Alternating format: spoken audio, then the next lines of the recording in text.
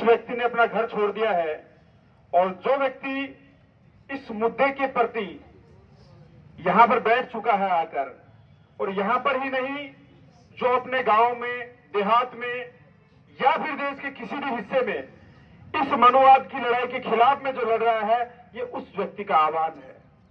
बाबा साहब ने जो लड़ाई लड़ी थी, ये वही लड़ाई का आह्वान है। हम सिर्फ एक माध्यम बनकर आप तमाम साथियों के बीच में उपस्थित जरूर है। तो सबसे पहले आज मनुस्मृति दहन दिवस है और इसका इतिहास बहुत बड़ा है, सब लोगों ने बता दिया है। लेकिन मैं एक विशेष बात कहूंगा कि ये लड़ाई तो बहुत पहले से शुरू हो रही थी मनुवाद के खिलाफ, और इस लड़ाई के चलते ही बदमाश लोगों ने, शातिर लोगों ने हाई कोर्ट में, जहां पर जस्टिस की बात होनी चाहिए, जहां पर भाईचारे की बात होनी चाहिए, जहां पर स्वतंत्रता की बात होनी चाहिए, उस जगह पे उन लोगों ने बहुत ही चालाक तरीके से मनु का पुतला लाकर रख दिया। ये बहुत बड़ी बात है। और इस लड़ाई में जैसा मैडम ने इस मूर्ति का इतिहास बताया, ये सारे दौर रहे, बहुत लोगों ने लड़ाई लड़ी है। बहुत से साथी अभी 2000 के आसपास के जन्म डेट जिनकी है, 2000, 1995, 2005, 4 इस तरह के लोग हैं।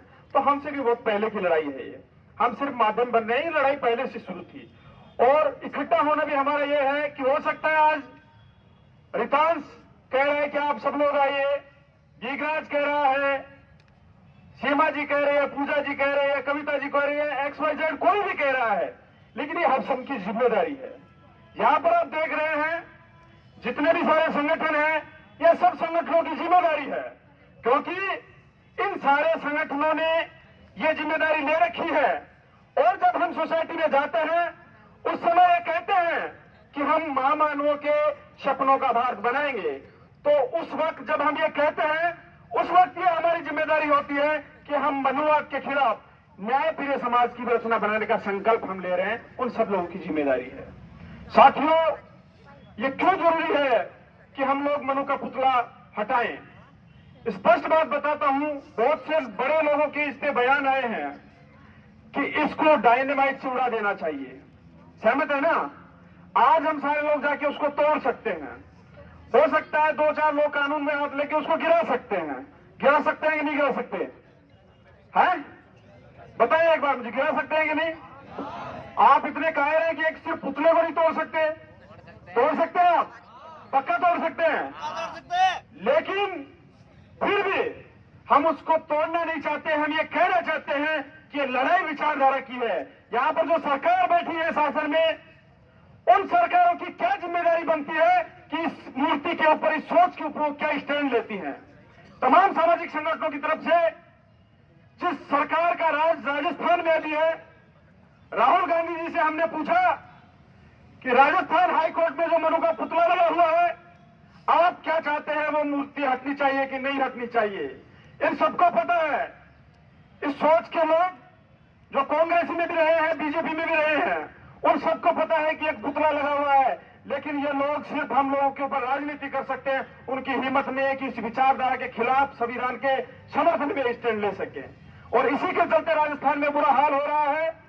यहां पर इंद्र मेघवाल मारा जाता है, जितेंद्र मेघवाल मारा जाता है, कर्मू का प्रकरण होता है, हाथरस का प्रकरण होता है, थानागाजी का प्रकरण होता है, डांगावास का प्रकरण होता है। और यहां पर ऐसे कोई भी गतिविधि नहीं है जिसमें अत्याचार की बात हो। उसकी मूल वजह यह आती है कि मनु की सोच यहां पर हैवी है।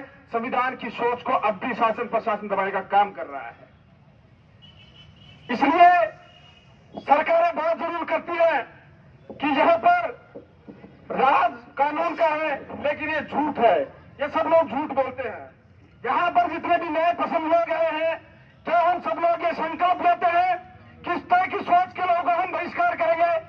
क्या आप संकल्प लेते हैं? संकल्प लेते हैं कि नहीं? मुझे प्राप्त करके बताइए। तो मैं मान के चलता हूं कि हो सकता है इस लड़ाई की शुरुआत बहुत पहले हो गई थी, लेकिन इस जो आग ठंडी पड़ी थी, हम तमाम साथियों ने इसके अंदर घी डालकर इसको ज्वलित करने का काम किया है। ऐसा मान के चले, ऐसा मान के चले। तो यहां पर बहुत से संघर्षशील साथी हमारे मौजूद हैं। ये लड़ाई हमारी जारी रहेगी, लेकिन हम लोगों को, इस सोच के लोगों को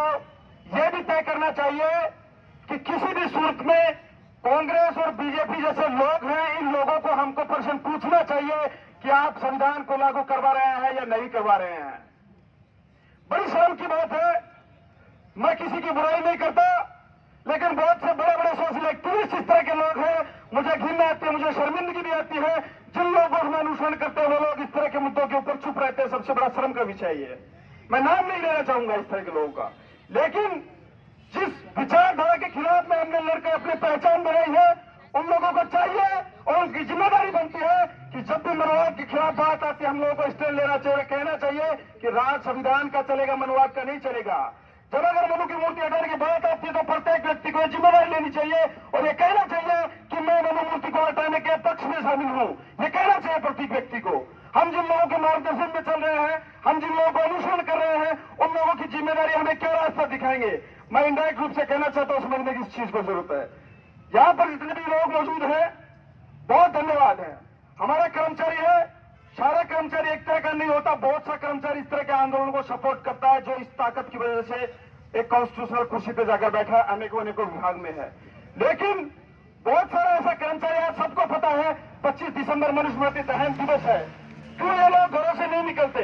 ये लोग सबसे बड़े चोर हैं। इन लोगों ने खाया है हमारा, इन्होंने संविधान का खाया है। ये लोग संविधान की गाते नहीं है, ये लोग मनुवाद की गाते हैं। इन लोगों पे गुस्सा आता है।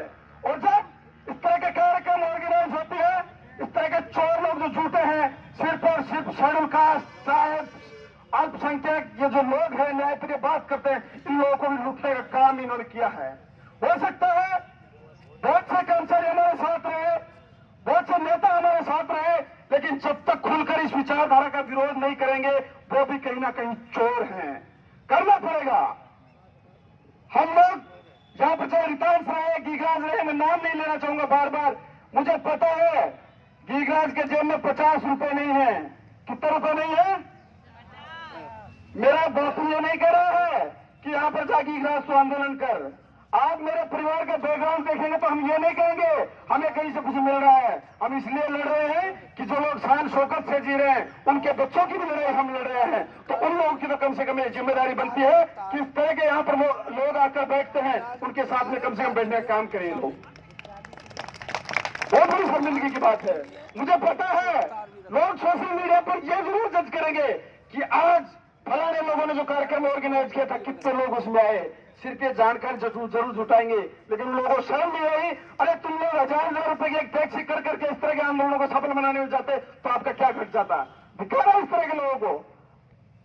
और कहीं पर भी हम कहते हैं, बहुत से कर्मचारी वर्ग है, सुलझा हुआ वर्ग है, हमारे साथ में रहता है।